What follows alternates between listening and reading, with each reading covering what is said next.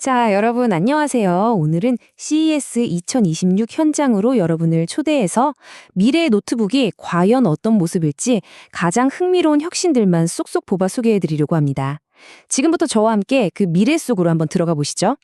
이걸로 한번 시작해 볼까요? 우리가 매일 쓰는 노트북 있잖아요. 이 모양.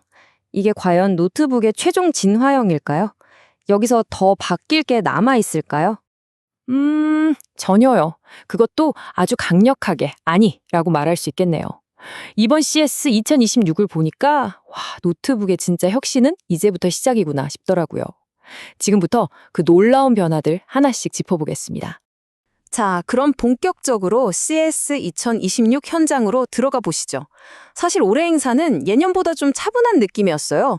그런데 그 속을 들여다보면 와, 진짜 보이지 않는 곳에서 기술들의 엄청난 전쟁이 벌어지고 있었더라고요. 올해 노트북들을 제대로 보려면 먼저 알아두어야 할 몇 가지 큰 흐름이 있어요. 일단 인텔의 최신 프로세서 코어 울트라 시리즈 3가 거의 모든 제품에 들어갔다고 보시면 되고요. 그리고 화면, 이제 OLED가 기본이 됐어요. 더 밝아지고 가격은 내려왔죠. 근데 변수가 하나 있는데 바로 메모리 가격입니다. 이게 오르면서 제조사들이 최종 가격을 딱 정하지 못하고 눈치를 좀 보고 있더라고요. 그래서 전체적인 방향은 뭐냐? 더 얇고 가벼운데 배터리는 오래가게 만드는 거. 이 어려운 숙제를 푸는데 다들 집중하고 있었습니다. 자, 첫 번째 트렌드입니다. 바로 경계를 허무는 스크린인데요. 이게 무슨 말이냐면 노트북 화면이 더 이상 그냥 창문이 아니라는 거예요. 이게 어떻게 하나의 공간이 되는지 한번 보시죠. 네, 바로 이거죠. 화면이 그냥 우리가 뭘 들여다보는 창문이 아니라 아예 우리가 그 안에서 일하고 즐기는 방이 되어간다는 겁니다. 말이 좀 추상적인가요? 그럼 이게 실제로 어떻게 구현됐는지 바로 보여드릴게요. 이 컨셉을 진짜 제대로 보여주는 제품이 바로 이겁니다. 에이수스의 젠북 듀오. 보세요. 14인치짜리 3K OLED 화면이 무려 2개예요. 근데 이게 그냥 화면 2개 붙여놓은 게 다가 아닙니다. 소재부터가 달라요. 세라루미늄이라는 신소재인데 알루미늄처럼 튼튼하면서도 세라믹같이 가볍대요. 그리고 화면 2개 사이의 틈, 이거 거의 안 보이게 만드는 새로운 힌지 기술까지 들어갔고요. 배터리도 99W짜리 꽉 채워 넣어서 이건 뭐 그냥 들고 다니는 초고효율 작업 공간 그 자체라고 할 수 있죠. 자, 두 번째 트렌드로 넘어가 볼까요? 이번에는 우리가 노트북을 어떻게 쓰는지에 대한 이야기, 바로 터치와 타이핑입니다. 근데 이게 재밌는 게 제조사들이 여기서 완전히 다른 두 갈래 길로 가고 있더라고요. 보시는 것처럼 완전히 다른 두 가지 철학이 부딪히고 있어요.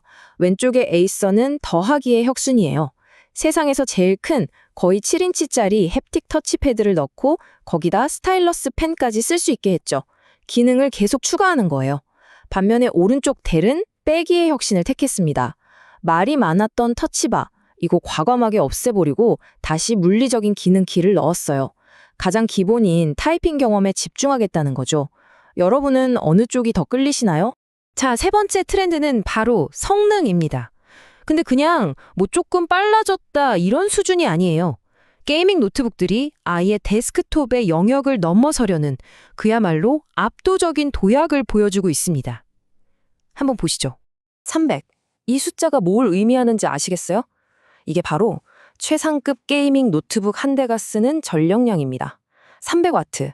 와, 노트북 역사에서 이건 진짜 어마어마한 사건이에요.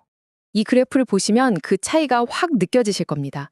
불과 몇 년 전만 해도 200W 넘기는 것도 진짜 대단한 거였거든요. 근데 이제는 300W의 벽을 그냥 뚫어버린 거죠. 이건 단순히 속도가 빨라졌다는 걸 넘어서 뭐랄까, 체급이 달라졌다고 해야 하나? 완전히 다른 종목의 선수가 된 거예요. 그러면 이 300W라는 힘이 도대체 뭘 할 수 있느냐? 한마디로 최신 엔비디아 RTX 5090 같은 최상급 그래픽카드를 성능 저하 없이 그대로 돌릴 수 있다는 뜻입니다. 이게 무슨 말이냐면 이제 무거운 데스크톱 PC 없이도 최고 사양 게임을 풀옵션으로 어디서든 즐길 수 있고요. 8K 영상 편집 같은 무거운 전문 작업도 거뜬히 해낸다는 거죠. 물론 이 어마어마한 열을 식히기 위한 냉각 기술이 뒷받침되어야 하고요. 진짜 말 그대로 들고 다니는 워크스테이션 시대가 활짝 열린 겁니다. 자, 이제 마지막 트렌드입니다. 이번엔 노트북의 모양, 즉 폼팩터 자체에 대한 이야기예요.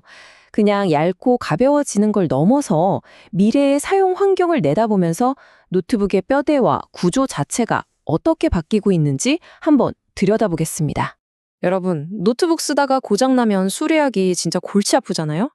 레노버가 바로 그 문제를 해결하려고 스페이스 프레임이라는 새로운 설계를 들고 나왔습니다. 이게 뭐냐면 마치 자동차 뼈대처럼 내부 구조를 싹 바꿔서 배터리나 키보드 같은 핵심 부품들을 일반인도 쉽게 교체할 수 있게 만든 거예요. 이건 특히 수백, 수천 대의 노트북을 관리해야 하는 기업 입장에서는 정말 엄청난 메리트가 될 수 있겠죠. 와, 그리고 이건 진짜 마법에 가까운 기술입니다. 레노버가 선보인 리전 프로 롤러블. 이건 아직 컨셉 모델인데요. 평소에는 그냥 평범한 16인치 노트북이에요. 그런데 버튼을 딱 누르면 윙 소리와 함께 내장된 모터가 돌아가면서 유연한 OLED 스크린이 옆으로 스르르 펼쳐집니다. 그래서 최종적으로는 24인치짜리 울트라 와이드 모니터로 변신하는 거죠. 와, 큰 화면을 쓰려면 노트북도 커야 한다는 그 물리적인 한계를 그냥 아이디어 하나로 깨부숴버린 겁니다. 물론 아직은 컨셉 제품이에요. 저게 진짜 나오겠어? 싶죠. 근데 레노버가 어떤 회사입니까? 과거에도 이런 말도 안 되는 컨셉들을 실제 제품으로 만들어낸 전적이 있는 회사거든요. 그래서 기대해볼 만한데 문제는 가격이겠죠. 만약 이게 진짜 나온다면 가격은 아마 상상을 초월할 겁니다. 네, 정말 비쌀 거예요. 자, 지금까지 정말 정신없이 달려왔는데요. 그럼 이 모든 놀라운 기술들이 결국 우리에게 뭘 의미하는 걸까요? CS2016이 보여준 미래 노트북의 핵심 딱 4가지로 정리해 드릴게요. 첫째, 화면은 이제 더 이상 하나가 아닐 수 있습니다. 2개가 되거나 쭉 늘어나면서 훨씬 더 넓고 몰입감 있는 경험을 주게 될 거고요. 둘째, 노트북을 쓰는 방식은 더 많은 기능과 핵심에 집중이라는 두 갈래길에서 치열하게 경쟁할 겁니다. 셋째, 성능. 이제 노트북과 데스크톱을 구분하는 건 의미가 없어질 정도로 강력해졌습니다. 그리고 마지막으로 디자인은 단순히 예쁜 걸 넘어서 쉽게 고쳐서 오래 쓰고 새로운 칩 아키텍처 덕분에 배터리 걱정도 덜하는 방향으로 진화하고 있다는 겁니다. 자, 그럼 마지막으로 여러분께 이 질문을 던지면서 마무리하고 싶습니다. 만약 여러분이 다음 노트북을 사신다면 이 다양한 미래 중에서 어떤 미래를 선택하시겠어요? 화면 2개짜리 노트북으로 생산성을 극대화하실 건가요? 아니면 데스크톱을 씹어먹는 압도적인 성능을 원하시나요? 그것도 아니면 한번 사서 오래오래 고쳐 쓸 수 있는 그런 지속 가능성을 택하시겠습니까? 그 선택은 바로 여러분의 몫입니다.